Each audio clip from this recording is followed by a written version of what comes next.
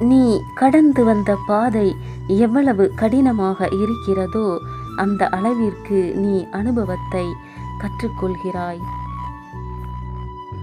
எந்த அளவிற்கு நீ துன்பத்தையும் துயரத்தையும் தாங்கிக் கொள்கிறாயோ அந்த அளவிற்கு நீ வாழ்க்கையில் பக்குவத்தை கற்றுக்கொள்கிறாய்.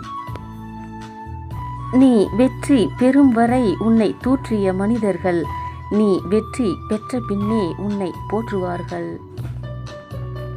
அதனால் நீ மனிதர்களை நினைத்து கவலைப்படாதே. அவர்கள் அப்படித்தான். உன் பயணத்தில் தெளிவாக இரு. நீ தடைக்கல்லாக இருக்கும் வரை உன்னை தடுப்பார்கள். அதையே உன் படிக்கல்லாக நினைத்து ஏறு. உன்னை நினைத்து வியப்பார்கள். தடுமாற்றம் என்பது எல்லோருக்கும் வரும். அதை உன் எதிரிக்கு தெரியாமல் பார்த்துக்கொள்.